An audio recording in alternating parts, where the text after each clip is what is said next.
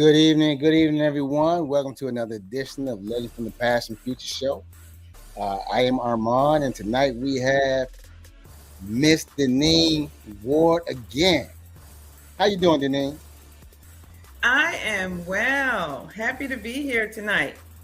Awesome, awesome. And we also have my number one club, Roger Parker. What's up, Rod?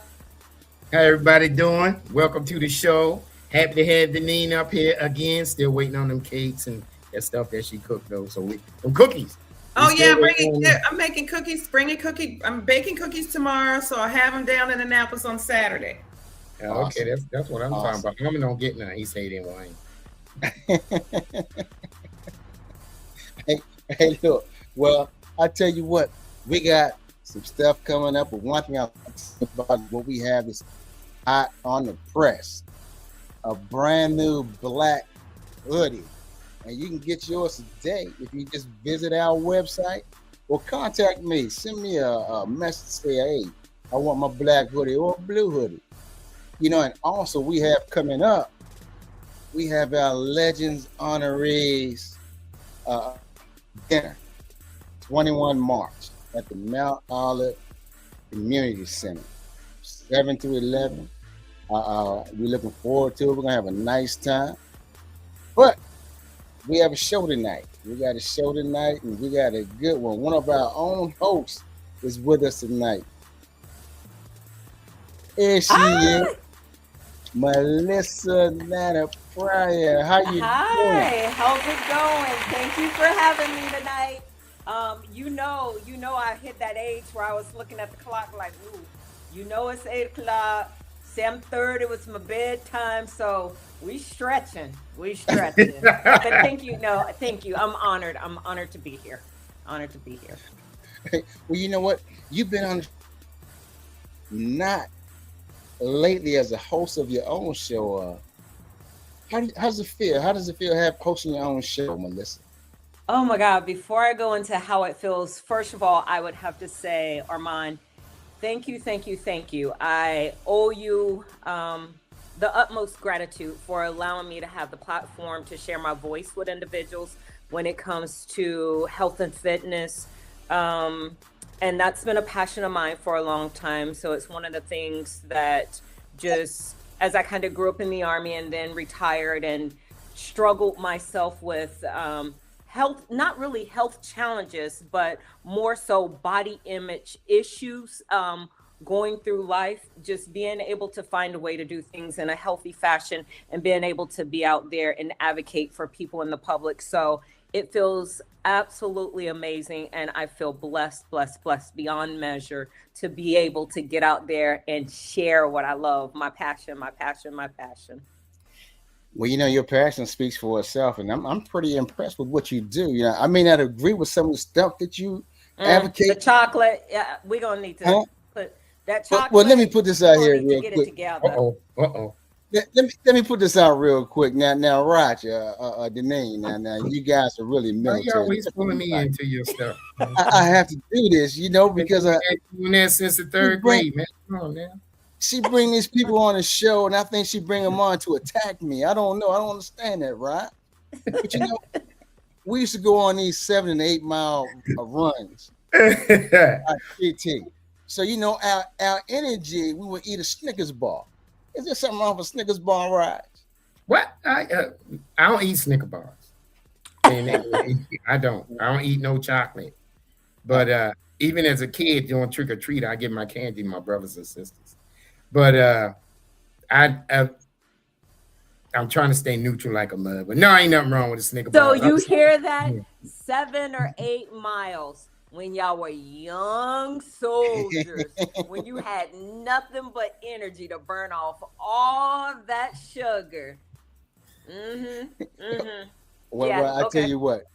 Well, watch this, Deneen. What do you think about that? Uh-oh. Well, okay, so I have two sides on it. First of all, Snickers is a no-no simply because not it's not just sugar, but it's terrible sugar. It's the worst sugar that is. Now, the chocolate piece, and the Snickers is a bad thing. But if you were just eating like dark chocolate that has the lower level of sugar, go for it. So no, the Snickers not okay. I'm sorry. Mm, Well, mhm. look, moving right along. Welcome to the show, John David. Welcome to the show, Equator Night. Welcome to the show. Uh, Roger, it's uh, on you, Roger. uh, why you want to start trouble with folk and then say it's on you, Roger? But that's okay. How you doing, Melissa? I am doing great, Roger. How was your holiday? Your So Thanksgiving? far, the Thanksgiving was great. I did all the cooking. They did all the eating. Not only did I do all the cooking, I had to buy everything. And my family, they upset me because they petty too. They won't call me direct. They won't. They'll have my mom call. And my mom will say, you need to do this. There's no asking there. You need to get the turkey. You need to get the ham. I'm gonna need you to make the greens. I'm gonna need what everybody else doing then. You know, Mhm. pick up some cookies. I don't eat cookies and all that, but I enjoyed it though. I mean, I feel blessed to have my mom. Because my dad left us a few years ago, but they Sorry uh, to they hear do that. that. But when I run in my brothers and sisters, I let them have it. But I was going through your bio, and I Uh-huh. saw one of your pictures where you went back to basic training. You was crawling underneath barbed wire. You had on a black headband. I said, she don't went back. What was that? Some form of competition? What was that? So that is a Spartan race. Oh, I do okay. obstacle races. I do Tough Mudders Spartan race. Typically, my husband will join me by force most of the time because I'll sign him up. And it's usually like, oh, how long do I have to train? I'm like, you have like 2 days and we have the event. So it could be 7 to 10 miles and you have all these obstacles. So it's usually pretty contentious, the whole 7 to 10 miles whenever we're out there. But that was definitely a Spartan race. I love obstacle races. I like different challenges. I just kind of, I'm all about pushing myself to the edge, but within my limits, right? As I've gotten more mature, I'm very cautious and aware of the things that my body may not be able to do, but I don't limit myself from the things that I know that I love doing because there are modifications with everything.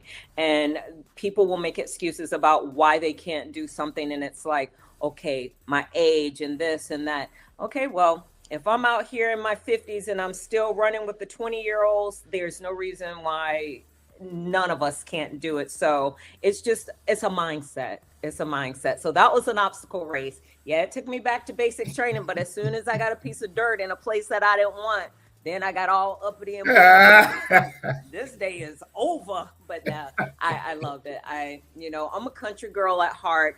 I am from North Carolina, so rolling around in the dirt, getting dirty, having a good time every now and then, it doesn't hurt. So I like that. Yeah, I saw it. I said, she all up in the doggone mud and whatnot. You But know, in basic training, that was a problem, Sergeant Major. We it had was. attitudes. We went back to the bay and talked junk all night long. Because I started out enlisted before I crossed over. I'm like, I don't even know what they talking about. Low crawl, high crawl. When will I ever use this in my life? Ever. But I did when I went to Afghanistan, so I can appreciate it. Yeah, back in the day, when I was a drill sergeant, they used to shoot that 60 over top their head, that 50 cal. And one young lady, she froze up. So we standing out there, just somebody gotta go get her. First time I come out there, I'm standing up there in my mind. I said, I'm not going. I'm senior drill sergeant. He said, Senior, sit the example, crawl out there and get that soldier. I call him everything underneath the sun while I was crawling out there to get that soldier and come back because I had my spit shine boots on and everything. Man, Mm-mm. I miss that dude. He got killed in Iraq. He was a good leader. So we could go on forever, but I'm gonna roll on over to Deneen to see what she got. She said, inquiring minds want to know. Well, I mean, okay, so I'm just going to be honest. I don't really know a lot about you. I don't really even know a lot about your show. So I do have one question Yeah. regarding the power organization that you're a part of, Mm-hmm. right? So I would love some information on that, but I also just want to hear about, what is your vision for your show? Mm-hmm. And let's just start there. Okay, so I will start with, first of all, just basically who I am, because I know we haven't had an opportunity to talk that much. I am a mother, a wife, a sister, a daughter, an advocate for my community. I've been passionate about fitness for quite some time now.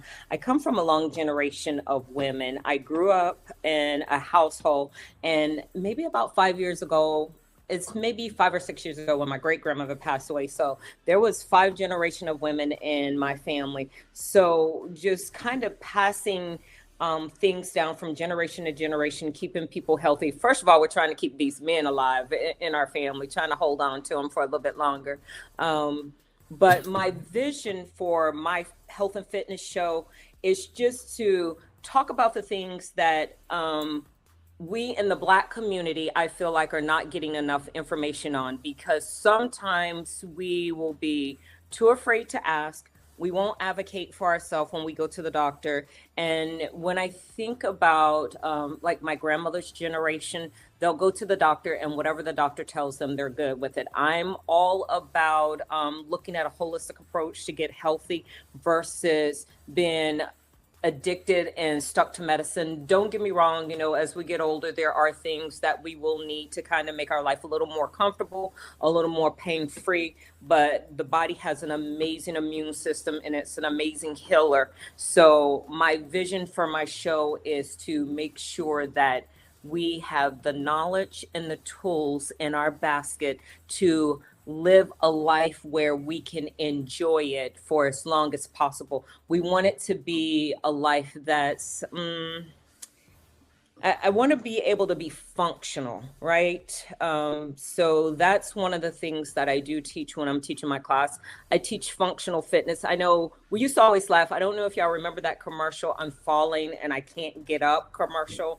And, there's always this big joke behind it, but just as an example, I'll teach these side push-ups where a person is pushing up with their hand up off the floor. You never know how much that will come into play until you start thinking about your older relatives that have maybe fallen or something like that, and they don't even have the upper body strength to just lift themselves up to get to safety or get to a chair or whatever the case may be. So my goal for my show is to ensure that I'm meeting people wherever they're at, whether it's 20, 40, 60, 80, 90, just so that we will have that longevity. You have that longevity and you want to be able to enjoy as much of your life as you can.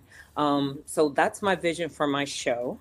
The empowerment piece is just a professional women's organization that we just go out and you kind of mentor young women and kind of steer them in the direction of, building your own business, building your own brand, just using your voice as a platform. So it's a platform to empower individuals to get out and, speak your truth. So, yeah, that's me. Oh, and I got 3 kids. My son is in the army. He's in Japan. My oldest daughter, she lives in Bowie. And then we have the baby at home. She runs the house, but she's 14. She'll be 14 next week. So, and then my husband and, you know, yeah, so that's it. My husband and I, we started M&K Elite Fitness together in 2022 during COVID. So from that, it kind of branched out where he did a business also called Delta Fitness that kind of catered to men as far as when men age and dealing with testosterone and all kind of different supplements and stuff like that. But for the most part, yeah, that's who I am. That's I who I am. like that. I like that you are obviously catering to, people that look like us, because that there's a big gap in the health and fitness industry for us. And so that's I mean that's definitely trying to solve a problem. And when one of the issues that we have in our community is that we don't trust people, and rightfully so, because we have been duped over the years, Absolutely.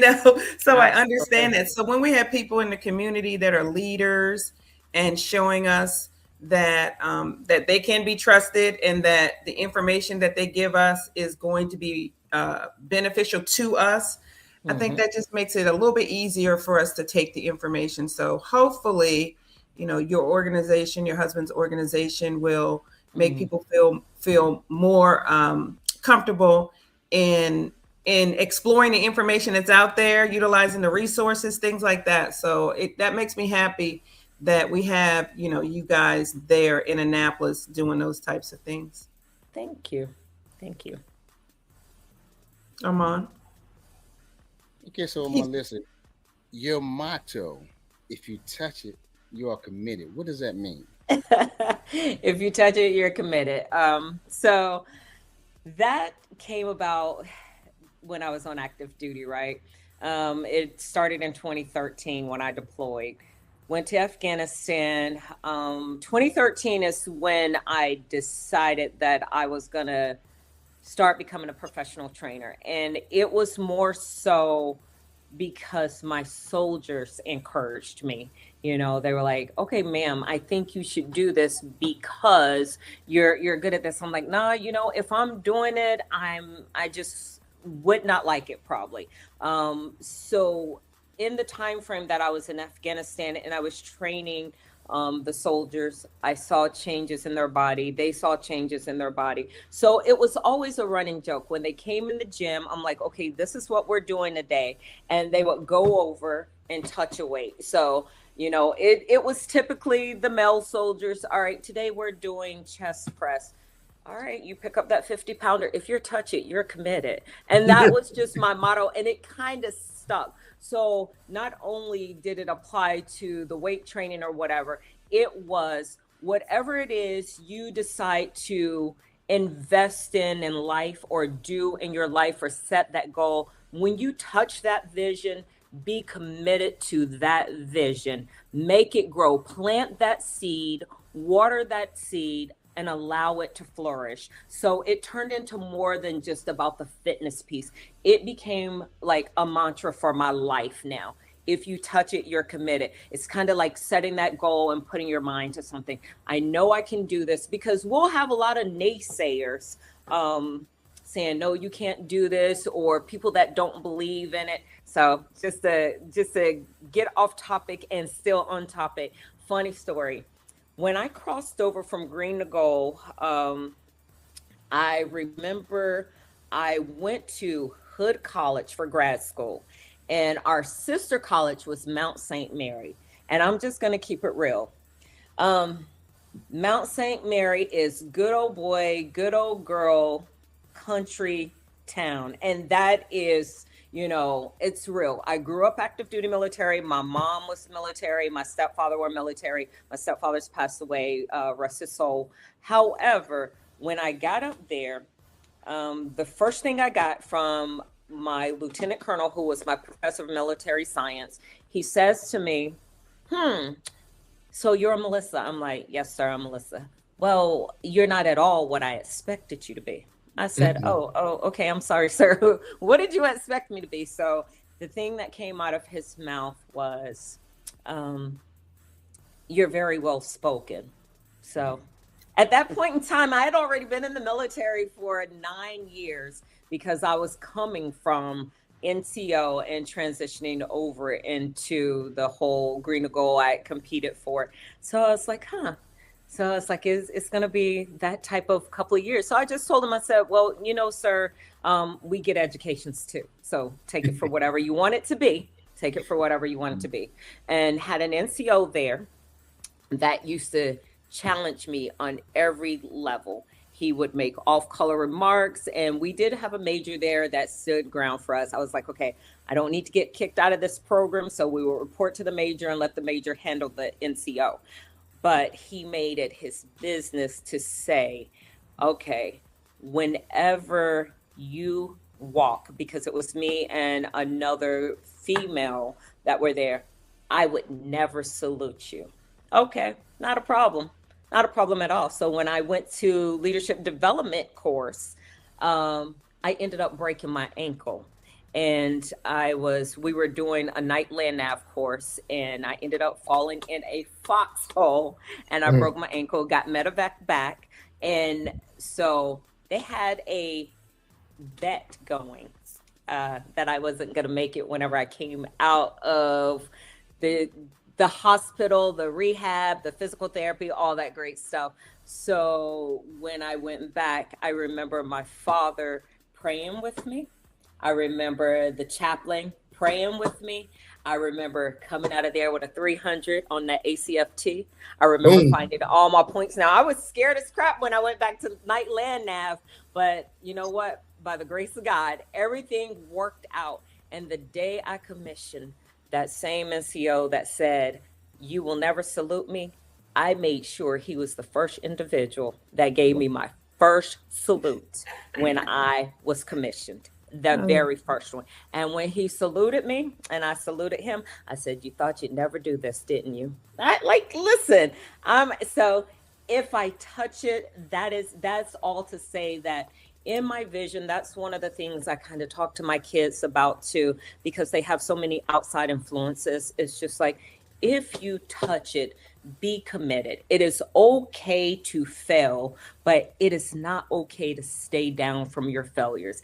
Get up, be committed, try it again, try it again, try it a different way, but just get up and be committed to the process.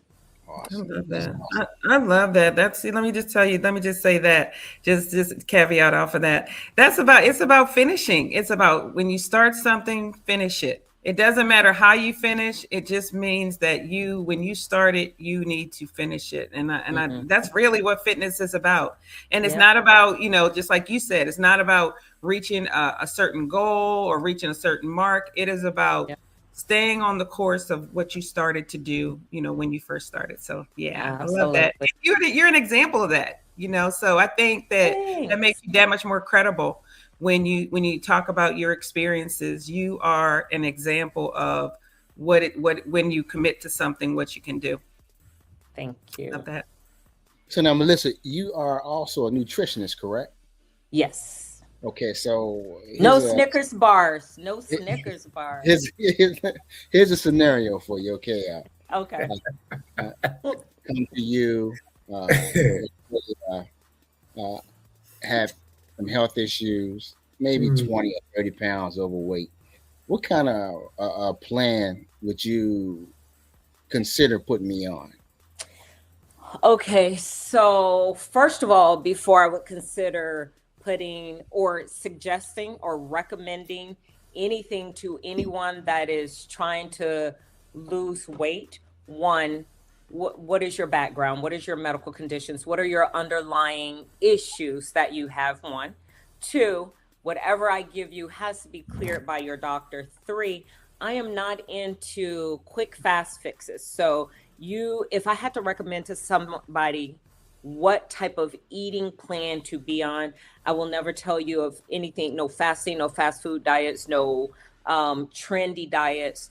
If I had to push something, it would be a whole food diet and a clean diet. And when I say whole food and clean diet, I mean you're buying your fresh produce, your meats, you're staying away from processed foods.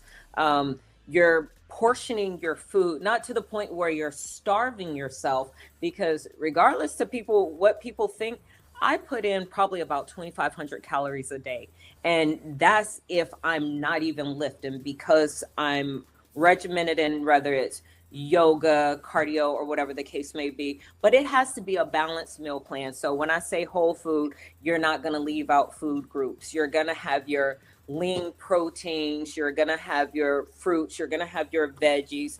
Carbs are not bad. And that was one of the things we kind of covered last night on my show. You're going to have those whole carbs that, all right, the oatmeals or whatever, something that can sustain my energy and push me through what it is that I need. But it's about looking at the person as a whole, looking at what their underlying conditions are, and then designing a plan from there. And basically, you got to look at a person's allergies or whatever, but I would never say there's a one size fits all.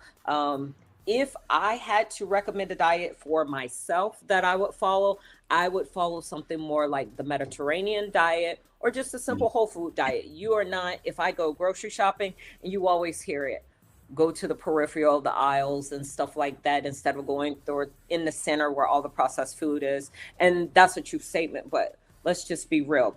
The reality is, with the economy right now, groceries are just outrageous. And that is one of the things, from the nutritional standpoint. When I bring in new clients, sometimes people are looking for a quick fix to lose weight, right? And a lot of it comes down to the education piece about eating.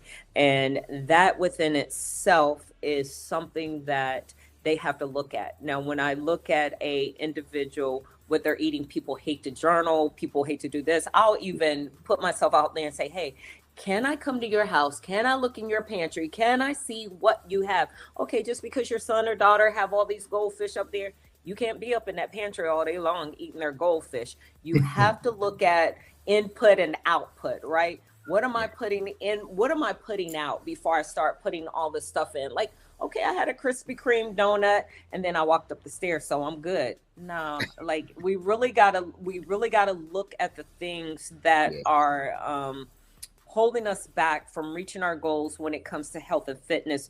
But whenever we're looking at health and fitness, I think people need to find what is truly your driving force behind it. Because at the end of the day, aesthetically, we're all looking to look great on the outside. But if your exterior looks great and your inside feels like garbage, it's not going to do anything for you. So, whatever you're putting in, it'll start mirroring on the outside. So, if you're putting garbage in, you're going to get garbage out. So that is the biggest thing. I try not to recommend one diet or another, but I always talk to people about whole food eating, meaning you're preparing your food, you're buying your meats, your fruits, your vegetables. Unfortunately, it's not like it was back in the day. We can't go to our garden and pick it out. Some people are Yeah. going back to food gardens, but what makes it harder for us now, is the cost of food. And also, I would highly recommend when people are looking to, especially like if you look like me, I'm gonna be real. I want you, label reading is, some people don't want to read labels. Read your Mhm. labels, find Yeah. out what's in your food. Because I have daughters and I have a son, but just thinking about my daughters in particular, right?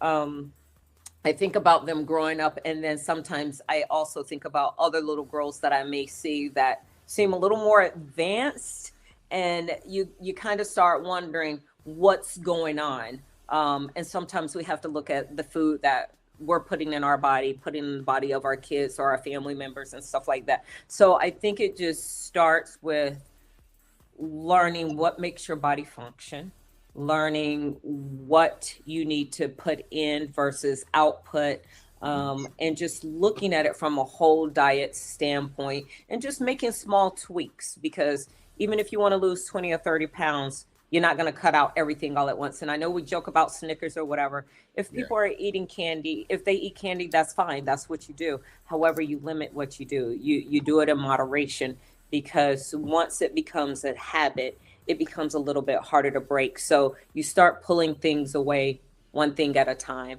just until you can get into a regular routine or a healthier habit. But definitely a whole food diet is what I would say. I wouldn't say one particular diet. Your food just needs to be a whole food diet. You can eat anything you want in moderation, but most of your food needs to be clean. Awesome, awesome. Now, before I give it a Roger, there's a lot of emphasis placed on organic. Can we trust what's labeled as being organic in the store as organic? You know, I wish I could say yes. Yeah. However, um, I would say when it comes to food being organic in the store, you can only trust what they tell you, right? However, the best way to make sure that your food is truly, as organic and as clean as it can get, we have a lot of amazing farmers markets here.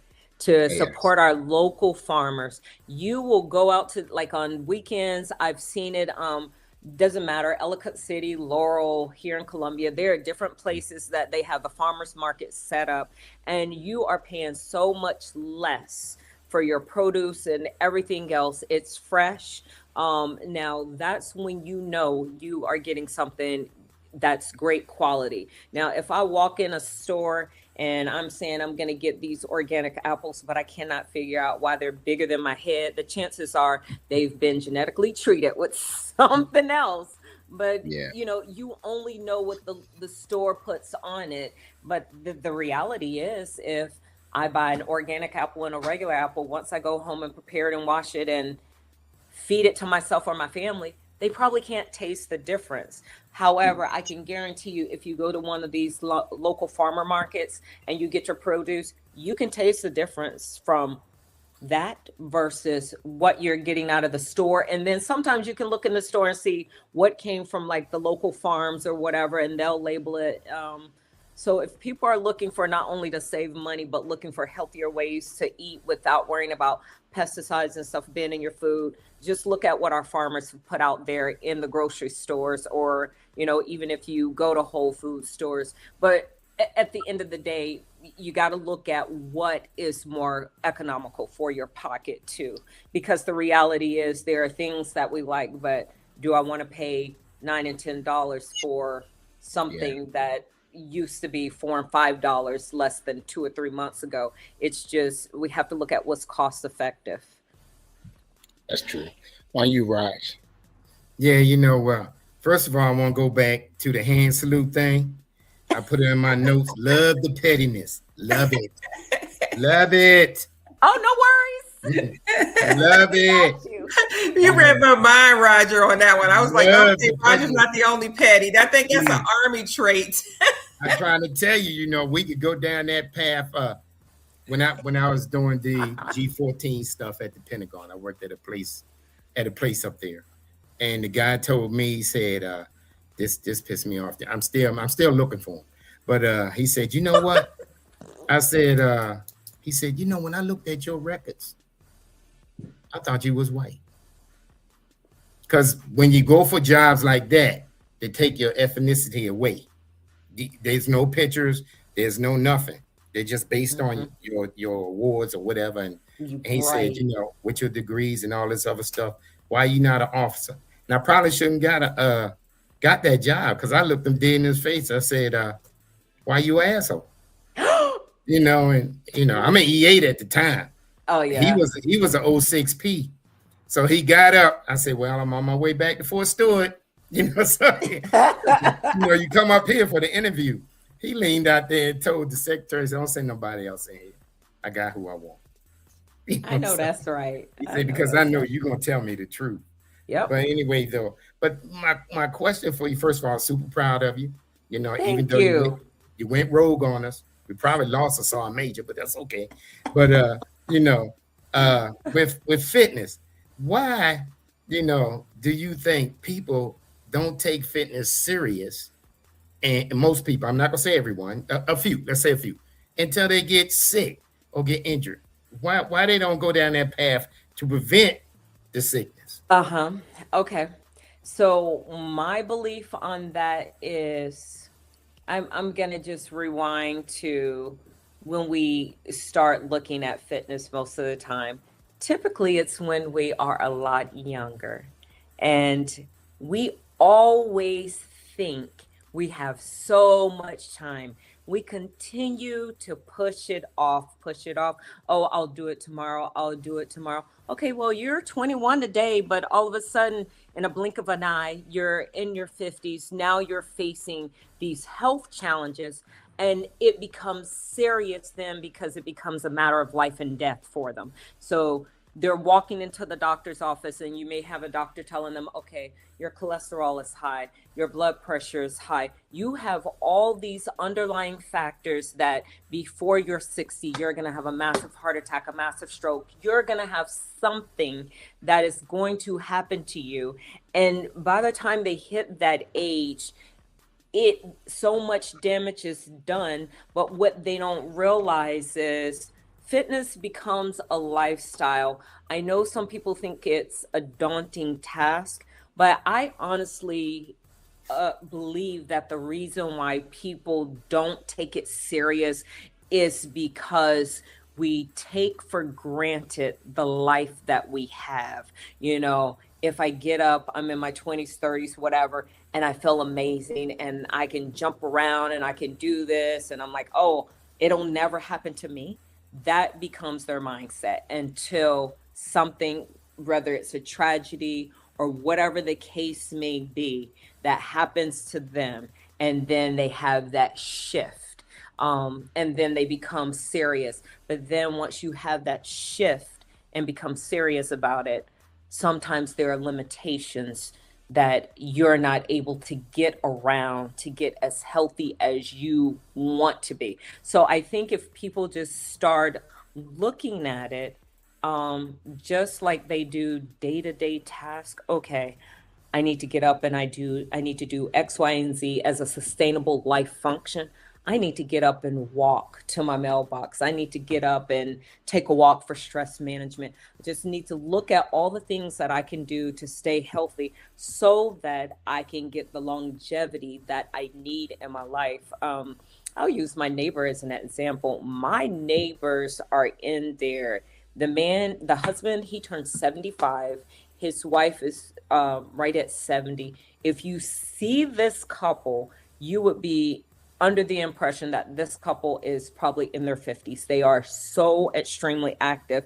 And, you know, he's retired. She's about to retire, but you'll see them. They're out walking, they're out hiking. He does a lot of fishing and stuff like that, but they stay active. And I think if people just start kind of looking at it from the standpoint of what's truly important to you, and sit back and kind of look at, we are living a lot longer, and you look at the lifespan for most of us. Like if I had to base it on my grandparents or my grandmother or whatever, I'm pretty sure I'm going to hit 100. That so how do I want to feel in this body from the age of 20 to potentially 100? You know, right now in my 50s, are there aches and pains? Absolutely. But what can I do to get around those and make my life more sustainable and easy, and I'm functional? And that becomes the thing, right? Because I was sharing with Armand yesterday, I think, when I had acupuncture. Did I? Okay. So I have a back injury that I've sustained from all the years in the military, right? Um, and I teach and I train and I do all this, but those become things that slow you down and frustrate you to the point where you feel like you're not functional. So, am I popping meds? I went and got acupressure or acupuncture as a holistic approach, natural approach to kind of get my sciatic back to sciaticing, and so that I could get back to being functional. Um, but some people, let's just be real. If your sciatic is hurting, some of us will say, I'm not going to get up. I'm not going to move. I'm going to lay down. I'm going to do this. Probably the worst thing you can do. I'm not going to get up and throw weights around or anything, but I'm not going to give up on being mobile and being functional because I can still do those things. And I think it just kind of boils down to time. People always think they have more time than we really do. Like, I'm young, I don't need that. Well, you do. You actually do. Because if you look at the younger generations now, they have become more and more unhealthy than we ever were when we were Trash. younger. You're absolutely right. So, The young people today, trash. See, my I won't call my them trash, but I'm okay. talking about health wise. Like Yeah, my yeah. grandson, one of his friends told him, you lucky he called me Mr. Old School. You grew up with Mr. Old School. He said because his mannerism is this. And Alma know my grandson. Alma met him when he was really young, and Mm-hmm. but his body, Yep. because I got a weight joint right there on my deck. And he's been working out ever since he could work out. I mean, I didn't have him That's working out when he was 18 months because I had him since he was 18 months. He's 23 now. But, when he got older, I had him working out, going to the gym. He'd go with me. At first, it was a forceful thing. Now he'll come home from work, and I hear him change clothes. Where you going? Going to the gym, pop out, and you can see it. It's instilled in him now. But Yeah. not only it was instilled in him because in the beginning I forced him. You want that video game? Do this many push-ups. You want that Absolutely. PlayStation? Do that many sit-ups. And you want this? Then run this 1 mile with me. Now I'm going to be petty. When he start beating me in the 1 mile, then I start running by myself. See, oh my God, Petty Paul. I'm gonna start calling you Petty Paul. On that, I'm my gonna change. I'm gosh. gonna turn it over to Deneen. Oh, you know what? Just a caveat on what you said on that question that he had about, why people, wait till last minute or whatever. Basically, it's bad habits. And we have established all these bad habits based off of our lifestyles. We're driving everywhere. We don't have time, and here's the other thing. We don't have the examples that we should have. Like for my kids, just like you just said that, Roger, like for my kids go to the gym. My kids are young people. They go to the gym. They know it's important. And I think that, we just have to make sure that we set the examples for the kids at a young age. Just like you were talking about, Mel, talking about mentorship. Part of like, when I think about mentorship, I think about it in a holistic way, in the sense from everything, nutrition, exercise, all those things. So I think that that's one of the reasons. But you know what? Remember our First Lady Obama, she wanted to try to get the little kids moving, right? Right? Yes. Like she understood. She knew she understood the mission, right? Absolutely. And Absolutely. of course, they knocked that down. But what I wanted to ask you a question about, two questions actually. One thing about, and I guess another reason. Let me go back to another reason why people are not exercising is because they get the medication that tells them that they're going to be all right, instead of the doctors using what you're saying, using alternative methods. They give them the medication, so then they feel like, I'll just take a pill, as opposed to going to the gym, right? Yeah. And the crazy part about that is that comes down to an education piece, because when people realize that you don't have to go in the gym and try to be there all day or do all this crazy stuff in the gym, but getting fit and staying fit, making that a part of the lifestyle, is one of the things that will keep you from being in the doctor's office. Your check engine light may come on, but they may say, okay, well, you just tweaked a muscle here and there. But for the most part, it is those things that keep us away from having to pop all those pills. And another thing, I will say this for any of the audience that's listening: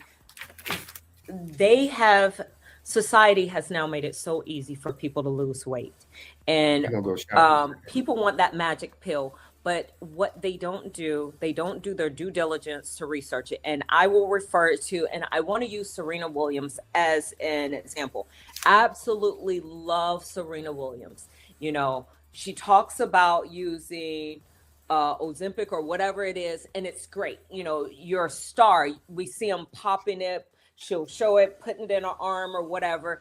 And I promise you can go to the internet and get it so easy and simple. But the problem is, you're dealing with a doctor, I would imagine. You're dealing with a doctor that's prescribing you something, but you got your role model that you're looking at is a star that is making millions and millions of dollars.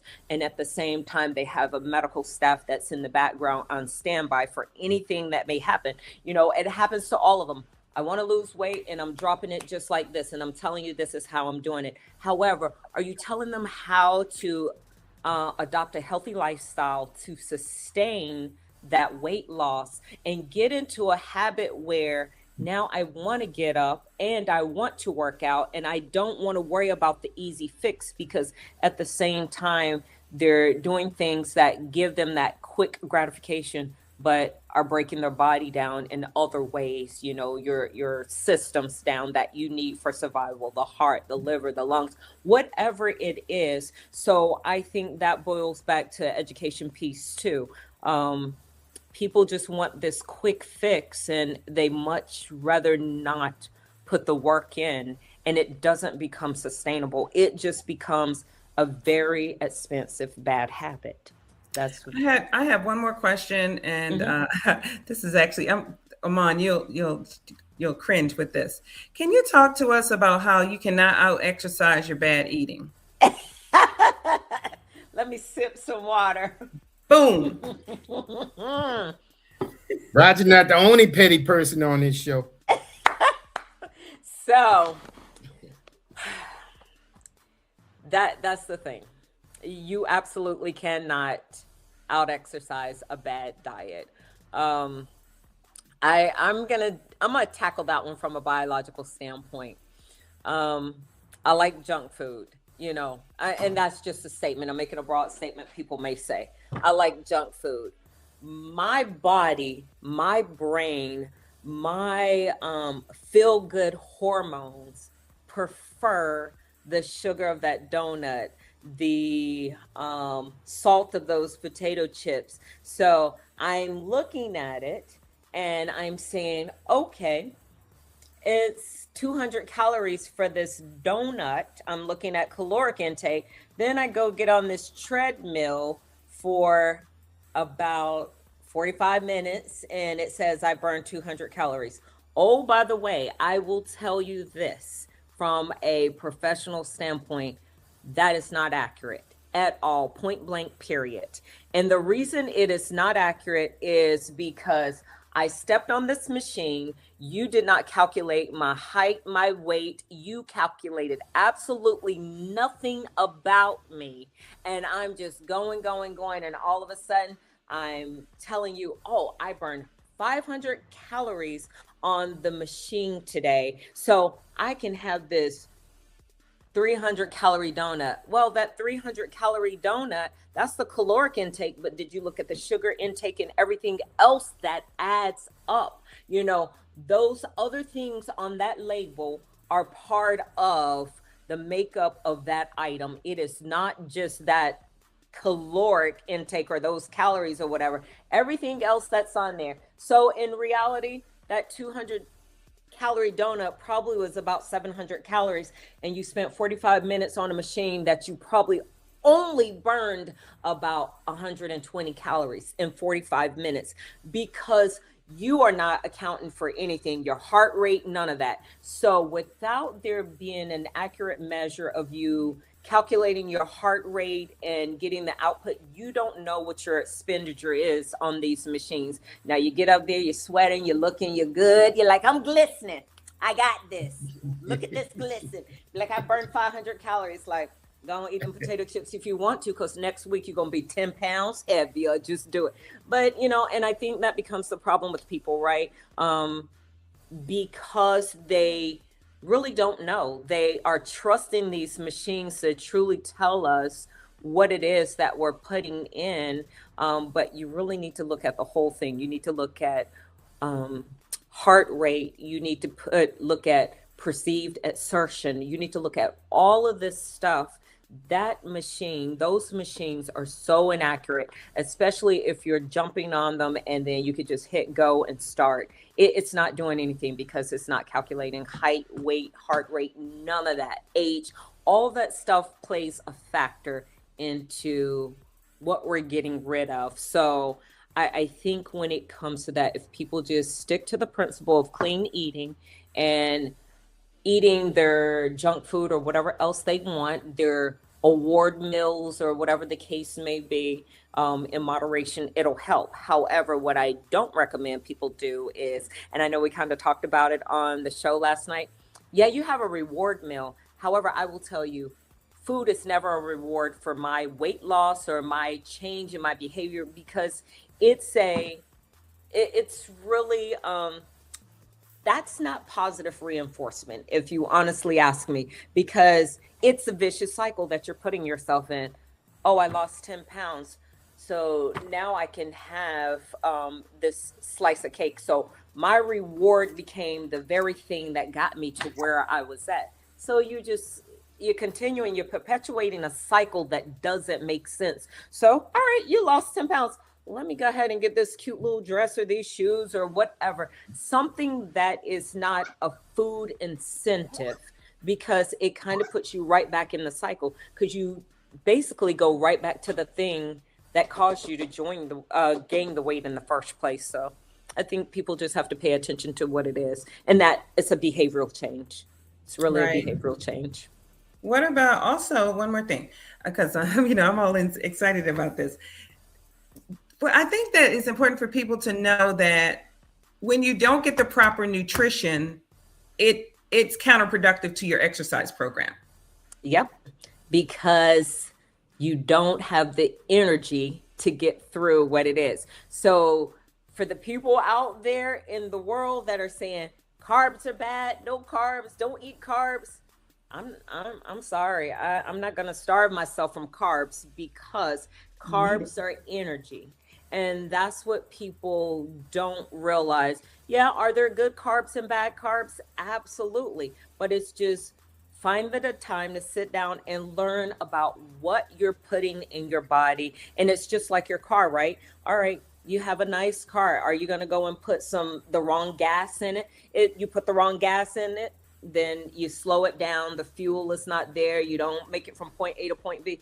The same thing is with food. If you ever pay attention to what you're putting in your body, if a person goes to clean eating for maybe a couple weeks, see how your body is functioning. And then just as a test, go back and eat some junk food for a couple of days and see how sluggish and tired and everything you are. And it's the same principle. It is just the same principle. We have got to look at this temple as a fine-tuned, well-tuned machine, and it is here to run for us at the max capacity if we are putting the right products in it and taking care of it. Thank you. You're welcome. Yeah. That's that girl power army. Yeah. I know.